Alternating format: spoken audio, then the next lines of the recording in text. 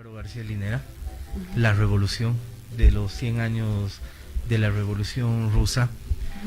Él hace un par de reflexiones y en el texto decía muy claro el cambio de los sentidos comunes, ¿no? Pero hoy la gran batalla es al final de la noche, con lo que te vas a descansar, ¿no? El sentido común que te han dado. La última batalla vendría a ser el sentido común del día. Y ahí están los medios de comunicación para decirte, esta es la verdad, esta es la mentira. Qué difícil que se ha puesto hoy, ¿no? Porque ya ni los medios de comunicación se vuelven un ente creíble. Bueno, en las redes está esta posverdad, el fake news, en ámbitos políticos, inclusive hasta en ámbitos económicos, financieros, a nivel mundial. No es en Bolivia, nomás esto es a nivel mundial. Exactamente, justo ahorita estaba terminando de leer un texto de mayo del 68, es una crítica, ¿no?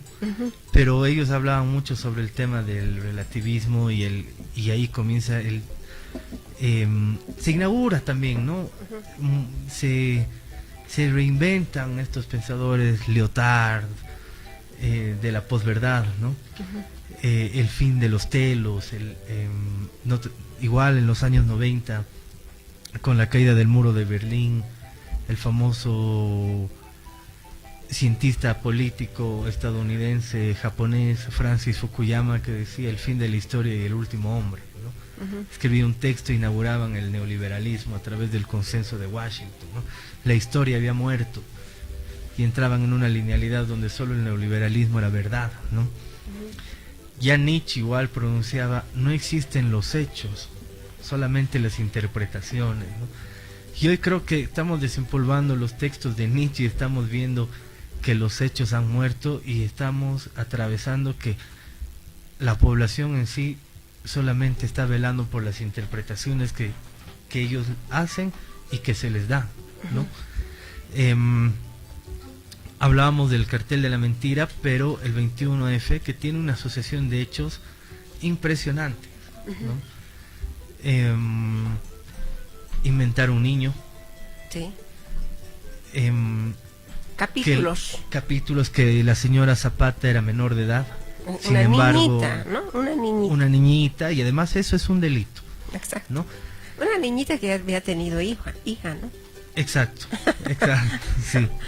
Pero más bien ahí el gobierno estuvo sacando el certificado de nacimiento, el carnet, demostrando que evidentemente no era menor de edad, ¿no? Exacto. Que el niño había existido, pero que había fallecido. La oposición mostraba a un niño de 10, 11 años al público. Qué cruel, ¿no? Una crueldad. Cruel con ese niño.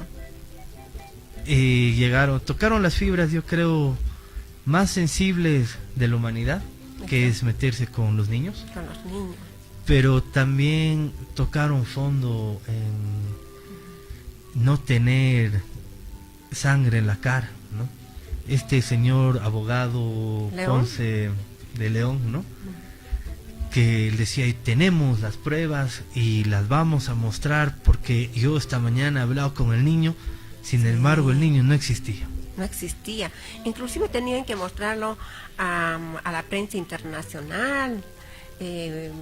Vino un señor Fernando Rincón, periodista de CNN, que la misma CNN tuvo que pedir perdón.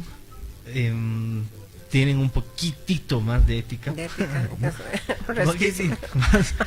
pero claro, él dijo, nosotros no podemos aseverar este hecho porque volamos hasta Bolivia, nos entrevistamos en un hotel y nunca pudimos ver el niño.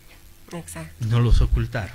Entonces pero, ahí había algo que no... Mira, lo más ético hubiera sido que ellos expliquen que realmente todo esto era una mentira, ¿no? Simplemente una aclaración muy leve.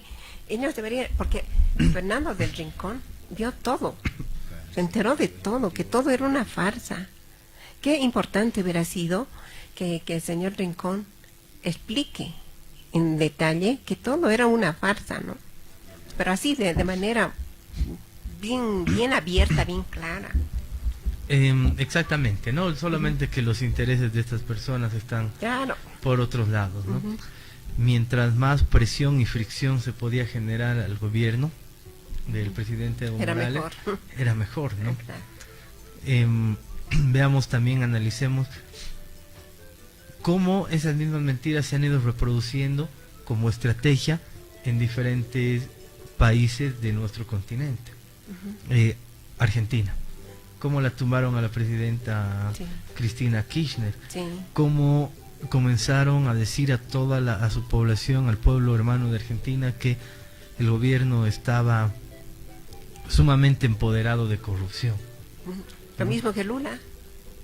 Lo mismo pasó en Brasil con Lula, con Dilma. Lo mismo pasa con Dilma, y bueno, y hoy está pasando muy fuerte ya a un nivel de golpe de Estado en Venezuela. Exacto. ¿No? Pero la estrategia se repite. La estrategia se repite. ¿Estamos ante una batalla asimétrica?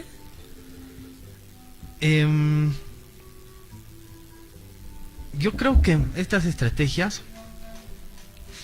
vienen planificadas porque las temporalidades son diferentes, ¿no? Sí. Pero siempre la CIA ha actuado de una manera pujante en nuestros países, ¿no? Si analizamos bien en los años 60, 70, las formas de control de nuestros estados eran las dictaduras militares, ¿no? Sí. De no, tenemos que liberarnos del comunismo y salvar a la pobre gente de eso tan diabólico llamado comunismo, y nos metían un militar y nos metían un golpe y bala. Y bala, y han muerto muchos hermanos, ¿no? Estamos hablando en la Argentina aproximadamente de unas 40.000 personas, en Chile 30.000 personas, en Bolivia hemos tenido igual unas 7.000 personas en toda esa temporalidad del 64 al 82, ¿no? Pero ya terminando los años 70, comenzando los años 80, la estrategia no era válida, ¿no? Los golpes militares. Entonces comienza a surgir el discurso de la democracia, la toma de la democracia, pero las libertades, la libertad a partir de la democracia, y la libertad evidentemente económica, el libre mercado. Qué mejor manera que un neoliberalismo, ¿no? Entonces, esa fórmula, dentro de la dictadura de Pinochet en Chile, llegan los Chicago Boys, comienzan a planificar, se da el consenso de Washington, y sistemáticamente en todos los países neoliberalismo. El segundo país fue Bolivia. Sí. Primero Chile, luego Bolivia, ¿no? Con los Chicago Boys. Exactamente. Y han sido muy fuertes, ¿no? En la Argentina se ha destrozado todo. Acá en Bolivia estamos hablando alrededor de 400 empresas que han sido privatizadas, ¿no? Recién ha salido en la comisión de la capitalización los datos. De la privatización hay que invitar a la gente que nos explique, porque indigna, ¿no? Indigna. Exactamente. Hay una...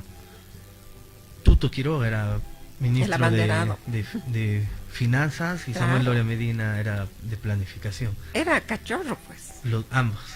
Eran cachorros del neoliberalismo, ¿no? Cachorros del neoliberalismo. Pero en este tiempo ya el discurso de la democracia ha sonado bastante trillado, entonces tenían que buscar otras formas de dar los golpes, y esta vez es a través de los juicios judiciales, ¿no? Los golpes judiciales, ¿no? Que ya hemos visto en Brasil, Lula da Silva, la persecución política en la Argentina a Cristina y el kirchnerismo. Acá, cuando se dice que el presidente estuvo con la señora Zapata y que era menor de edad, eso también era querían hacer caer en cuenta el tema de un delito, que era mentira, y era también justamente para dar otro golpe judicial, ¿no? Más bien aquí hemos estado bastante preparados y consistentes para decir, ¿saben qué? Ustedes son unos mentirosos, nos hemos unido y nos hemos plantado al frente, ¿no? Mostrando nuestro trabajo y la verdad. Pero cada vez se pone más dura esta situación de las fake news, de las mentiras, ¿no? Pero, de la posverdad. Sergio, yo te decía si estamos en una batalla estructuralmente asimétrica, porque por un lado está Facebook, WhatsApp, está grandes corporaciones, Hollywood, desde Hollywood, Disney, CNN, Telemundo, etcétera. Son monstruos. Nuestros presidentes progresistas, como fue en ese tiempo Correa, nuestro hermano presidente Evo, Cristina, Lula, se han pasado en todos sus momentos de gobierno luchando contra las mentiras, las falsas verdades, ¿no? Las noticias, las posverdades. Ha sido todo. Toda esta estrategia se denomina el reflejo contrario, ¿no? Que está destinado al ataque, a las mentiras, y por otro lado nuestros gobiernos a informar, ¿no? a hablar su verdad. ¿Qué tan importante fue esta estrategia? Porque hay muchos pensadores que dicen, ante una mentira no dan importancia, porque al dar importancia la estás visibilizando, digamos, ¿no? Le estás dando su cierta veracidad. Sí. ¿Cuál es tu opinión? Es bastante peligroso porque hay instituciones muy grandes como el Instituto Tavistock, ¿no? Que ya van estudiando parte de la neurociencia y los comportamientos del ser humano. Sí, a través de estas industrias de la música, del cine, de las propagandas, nos van metiendo propaganda política día y noche, sí, ¿no? Nos van acercando más al capitalismo y rompiendo más con lo que vamos creyendo y construyendo acá, ¿no? Un camino de reconstrucción y vías hacia el socialismo, de igualdades, ¿no? Cada vez es mucho más difícil en el mundo. Claro, somos asimétricos, pues por eso somos pequeñitos ante un mundo al que ingresan hasta los más pequeñitos. Exacto. Los jóvenes, todo el mundo, sí, ¿no? Y a mí me parece muy peligroso porque la tecnología viene de la mano, ¿no? Claro, es un instrumento. Una vez estaba leyendo sobre cómo mantienes las democracias perfectas, ¿no? Y había un sociólogo, no recuerdo bien el nombre, que decía, tienes dos posibilidades. A mayor conocimiento que le puedas dar a tu población, mucha información, demasiada información, o nada de información, ¿no? En Estados Unidos hay muy poca información, ¿no? Muchos, los jóvenes no están involucrados en la política, ¿no? En la parte sur del continente sí estamos muy involucrados todos en la política. Somos políticos, ¿no? Todos somos políticos, nos interesa, estamos viendo noticias, estamos haciendo seguimiento, damos nuestros puntos de... Sí. Es otra forma de mantener las democracias, dándonos temas de información.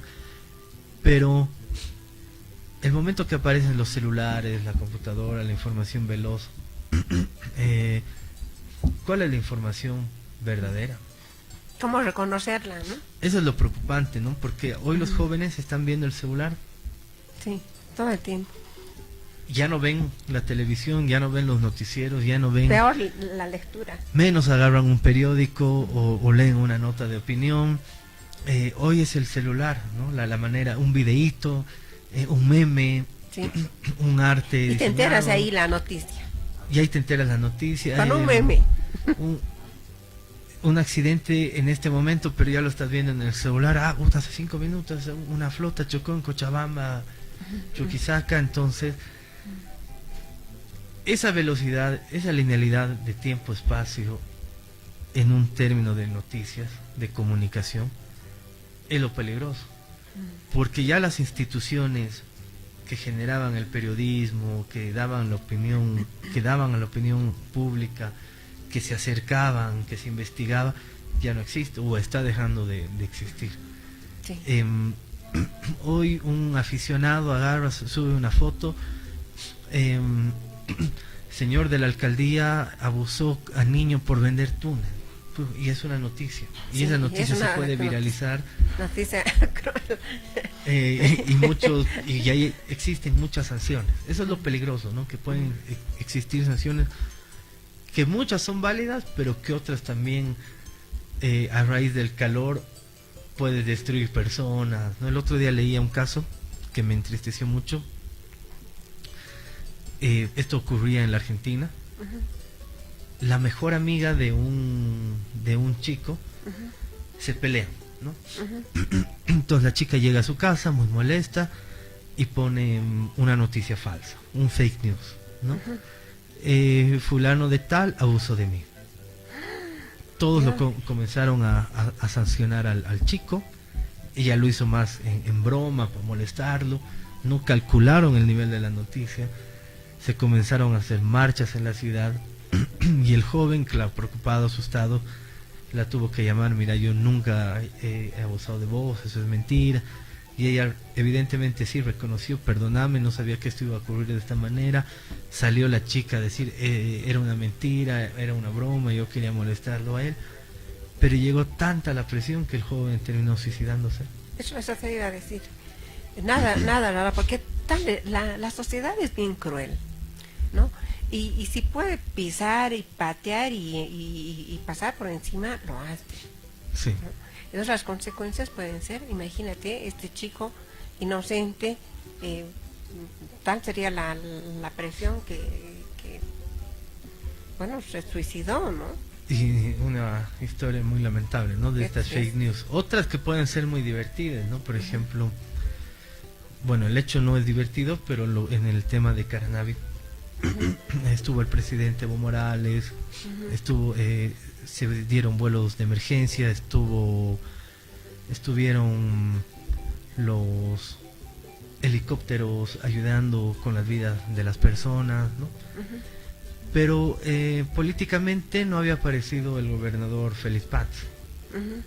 Comenzaron a surgir varios memes. Se busca gobernador, ¿dónde está Félix Paz? ¿No? A un nivel un poco más chistoso, pero yo creo que el entorno lo ha debido ver, que a los 2 días sale Paz y dice, pero exacerbado, enojado, ¿no? ¿Qué puedo hacer yo si soy yo no soy tractortista?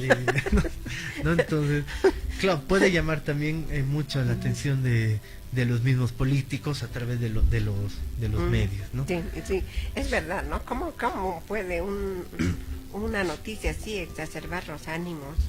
Y a veces es útil y a veces es contraproducente, ¿no? Exacto. Bueno, vamos a un pequeñísimo corte publicitario, enseguida retornamos.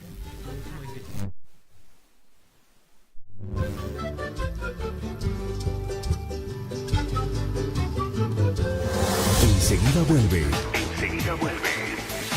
Perspectivas bajo la lupa. ¿Cómo nos beneficiamos del Sistema Único de Salud? Primero debes registrarte en el centro de salud de primer nivel más cercano a tu casa.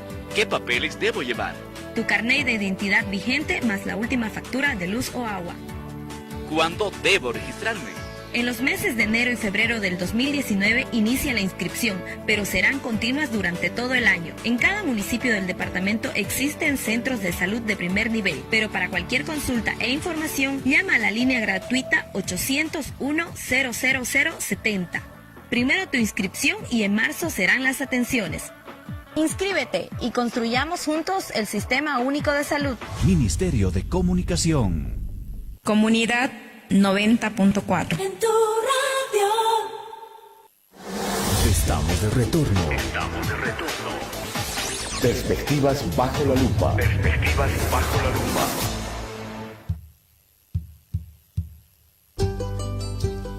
Amigos, retornamos. Estamos hablando sobre las fake news, las noticias falsas, la posverdad. ¿Qué tanto daño causa todo esto? ¿Cuál es el impacto? ¿Cómo se puede prevenir? Yo creo que a través de... Pero eso va a ser complicado, digamos, a los jóvenes decirles que buscan la fuente, que busquen la seriedad, que ven... Esto esto resultaría casi imposible. Sí, como al comienzo del programa, ¿no? Decía, hemos llegado a un momento de interpretación, ¿no? Los hechos ya han muerto, solo se significan las interpretaciones y ahora el relativismo también es mucho más fuerte, ¿no? Creo Sí. que hemos relativizado todo y además el tiempo político, por lo menos en Bolivia, está totalmente polarizado. Y además ya no hay ese objetivismo, hay, hay un subjetivismo. Tú puedes percibir algo y yo puedo percibir diferente, ¿no? Con eso están jugando ahora. Exacto, lo que dices es fundamental, ¿no? Porque es parte del relativismo. Hay un pensador muy interesante, no me acuerdo si era Adorno o no me acuerdo, pero él te habla de cómo tú puedes ver un objeto a través de tu propia subjetividad, Sí. ¿no? Si yo pongo este objeto en la mesa, vendrá un técnico informática y lo va a aprender, va a ver su sistema operativo. Ah, es un Android, tiene este sistema, 60 de memoria, ¿no? Pero si lo dejo de esta manera, seguramente vendrá un diseñador gráfico y verá, la parte de atrás es morada, tiene 2 puntos, la luz, la forma de las letras, ¿no? Si lo dejo ahí y viene otra persona, seguramente verá el contenido. Claro, un jovencito, digamos, qué los linda juegos, pinta. que no sé qué, ¿no? Sí, Otro sí. verá la música, ¿no? Sí, sí, Pero es un mismo objeto, sí. pero hay diferentes formas de ver De apreciarlo, sí, el mismo objeto, ¿no? sí, sí. Ahí está el relativismo, dentro de las subjetividades de cada persona, viendo un mismo objeto. Entonces es en este tema de noticias falsas, de nuevo digo y llamo la atención a que es muy peligroso y cada vez se va a volver Exactamente. peor. Ahora sí, nos vamos a otros ámbitos, por ejemplo, al televisivo, ¿no? El ámbito televisivo. Vemos algunos opinólogos que han surgido de la noche a la mañana, o hay conductores también que apabullan, ¿no? a sus entrevistados, y más bien van generando una corriente de opinión que ellos han prefabricado. Y a su invitado, o sea, eso que pasa, por ejemplo, con los jóvenes de diferentes organizaciones sociales que son invitados a ciertos debates, ¿no? Habría que decir que de debate casi no tienen mucho porque van dirigidos, ¿no? Entonces, a eso también tenemos que enfrentarnos. Sí, sí. Es muy difícil dar nombres, ¿no? En espacios como este, pero los domingos hay una radio muy importante a nivel nacional y que todos los ven, Sí, y que en las mañanas temprano también hay comedia, Sí. para que uno ya pueda más o menos identificar qué radio es. Es escandaloso, ¿no? Porque te traen 3 personas de la oposición, o 2, más uno solito, sí, contra uno solo. más el El conductor conductor. que se pone la casaca del Bolivia dijo no, o de la oposición, contra uno del MAS, Sí, ¿no? sí, Y es ahí, uy, puta, qué difícil se pone estar explicando a uno, al otro, ¿no? sí, exacto, Ya están exacto. totalmente dirigidas, ¿no? Y bueno, en los medios de comunicación de la televisión también, También. ¿no? Y mucha gente ya tiene identificados qué canales son de la oposición y qué canales son del oficialismo, ¿no? Entonces, justamente lo que yo decía, hemos comenzado a polarizar todo. La tele está polarizada, la radio está polarizada, Ahora, la sociedad se ha polarizado. Hay radios, las RPOs, las radios populares, Ujú. y son muchas. Y no solamente en Bolivia, están a nivel Latinoamérica, ¿no? Esto ha sido bonito porque muchos países han creado, inclusive sus canales y sus radios. Pero en las nuestras, por ejemplo, si hacemos una autocrítica, autoevaluación, nuestras radios comunitarias no han generado una opinión, digamos, una corriente de opinión, sino más bien pareciera que dan un discurso homogéneo. Es verdad, creo que tenemos que comenzar haciendo una crítica en comunicación, ¿no? Que nuestro nuevo ministro de Comunicación, Manuel Canelas, también ha mencionado hacer una valoración crítica. Y eso es muy loable, es muy bueno, muy sano, ¿no? Incluso dijo, las opiniones críticas dentro de más tienen que estar dentro de los medios. Sí, exacto. Justamente para comenzar a abrir el diálogo y los debates que son necesarios para la construcción de un mejor proceso, de continuidad de proceso, ¿no? A mí me parece muy interesante Manuel Canelas porque es joven, tiene una mirada muy amplia dentro de la política. Él ha incurrido en un programa televisivo, esta Casa No es Hotel, siempre dando muy buena opinión política. Es sólido políticamente, entonces creo que la opinión pública y la comunicación hoy tiene que estar acompañada de la política también. Sí, eso es fundamental. Pero también dijo algo que nos alegra, creo, bastante, que es el acompañamiento de estas nuevas tecnologías y de las redes sociales, ¿no? Tenemos que llevar la comunicación a esas instancias porque muchos de nuestros antiguos ministros lo han visto como un tema de no importancia, y justamente por eso el 21F nos ha tocado una batalla o una guerra de guerrillas muy difícil porque no teníamos contrincante. No estábamos preparados, pero muchos ya sabíamos. Lili, tú vienes de un ciberactivismo y has conocido muchos ciberactivistas en todo este tiempo. Sí, claro. Compañeros, ¿no? Milton Fuentes, el Eduardo Lonjo. Sí. Entonces, nuestros ciberactivistas de ese momento, me incluyo, muchas veces hemos quedado, uy, ¿y ahora qué? Nos descalificaban a un inicio, ¿no? Hace el 2000... El 21F, previos al 2000. Mucho antes, 2009. Entonces decían, no, las redes no, tienen que, olvídense, eso es para chicos, para jugar. ¿No? Exacto, pero hoy nos hemos dado cuenta que es una batalla importante, que es una cancha de batalla muy amplia, muy grande, muy fuerte.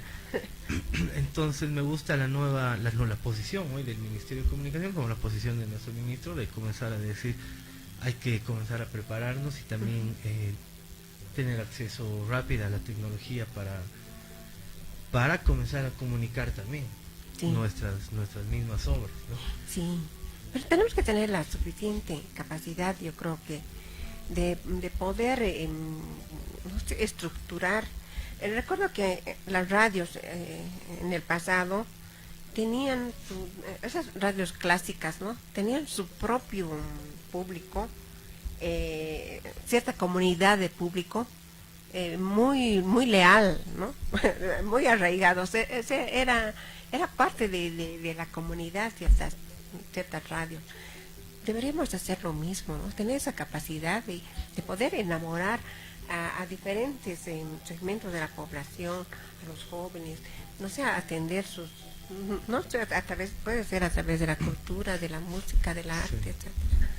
Creo que todo está dentro de las emociones, ¿no? ¿Cómo llamas tú la atención a las emociones de las personas? Sí, ¿no? De acuerdo a la edad también, ¿no? Por eso, digamos, muchas veces los temas de más morbosos o los más novelescos son los más llamativos, ¿no? Se dice, no se dice, se ha hecho, no se ha hecho, esto, se casó, otro, no se casó, le había engañó. tenido, he escuchado que el chiquito está en el Calvert, ¿no? De cosas así, ¿no? Sí. Cuando son mentiras, y la gente eso comienza a reproducir muchísimo.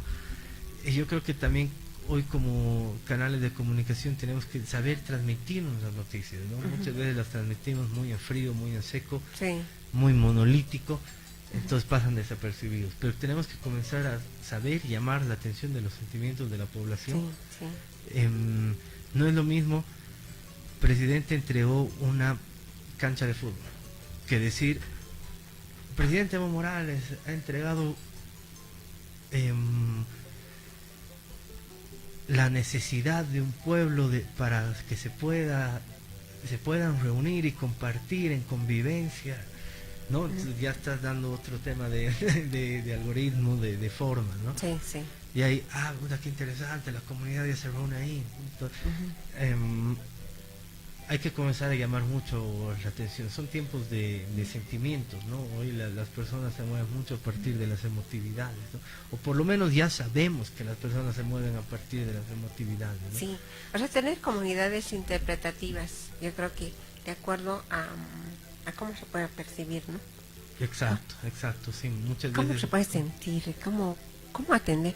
Porque a las mujeres no me incluye porque no me gustan las novelas, ¿no? Pero yo creo que sería interesante poder pasar novelas, digamos, pero de nuestra historia.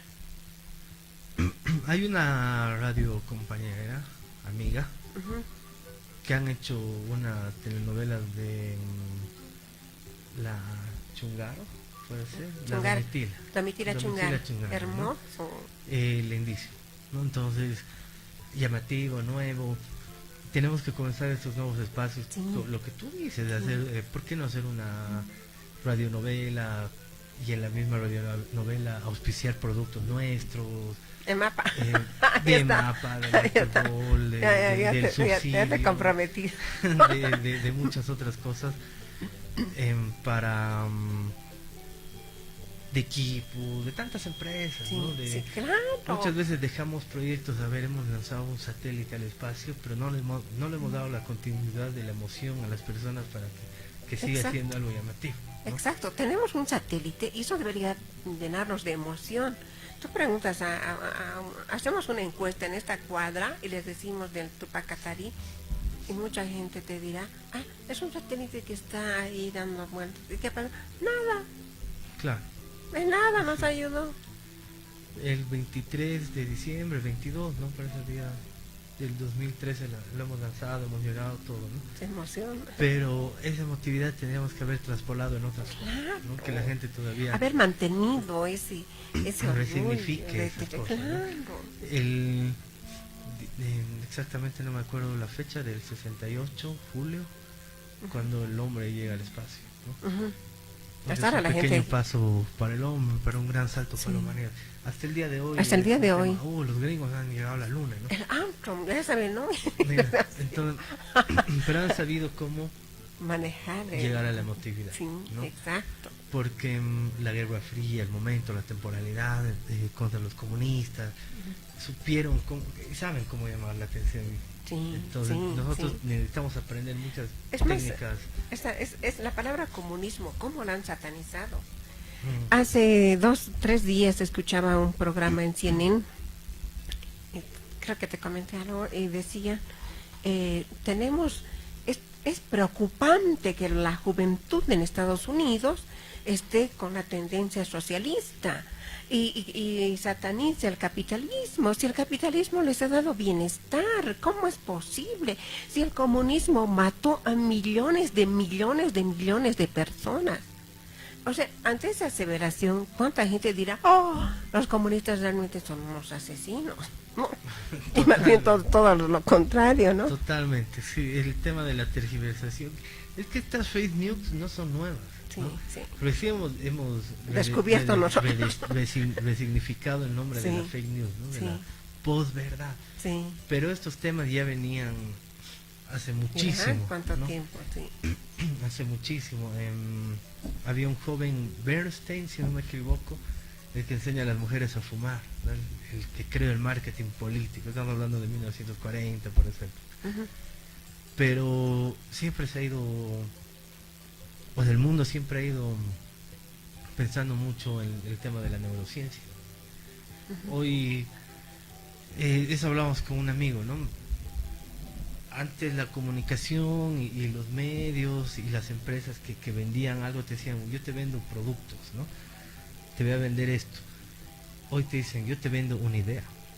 Ujú. Porque yo te vendo una idea para que tu empresa crezca. Ujú. Entonces, y una idea que es algo abstracto, Claro, ¿no? claro.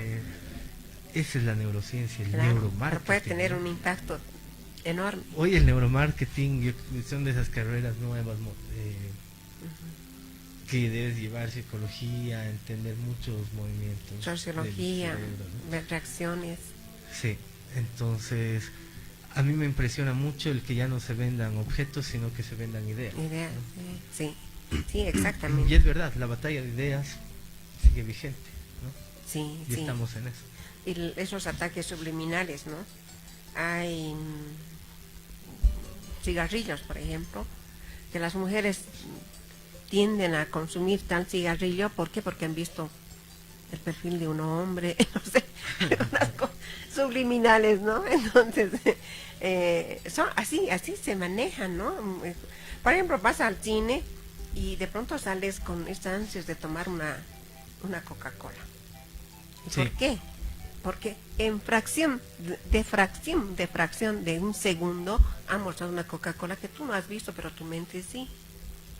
Sí, no, verdad, es verdad, ¿no? Te van lanzando mensajes subliminales.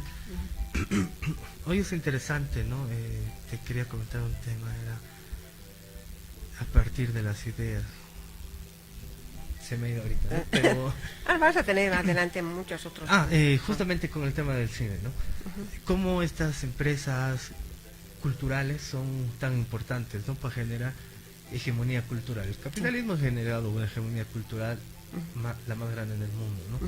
Yo creo, y es una crítica a nuestro proceso, es que hemos construido una hegemonía de control y poder gubernamental muy estable, muy firme. Siempre estamos 2, 3, 4, 5 pasos Sí, más adelante que la oposición sí, sí. en temas políticos, ¿no? Pero hemos dejado de lado un poquito el tema de la hegemonía cultural, que tenemos Sí. que volverlo a recoger Sí. y volver a reivindicar desde Claro. los pueblos indígenas, desde el vivir bien, desde muchas otras cosas. Los primeros 5 años eran así. Claro, los primeros 5 años había una mística impresionante, ¿no? Sí. Pero la mística se ha ido diluyendo y se ha ido perdiendo con el tiempo. Hay que Ujú. recuperarla. Tenemos todos los instrumentos posibles para llegar a eso.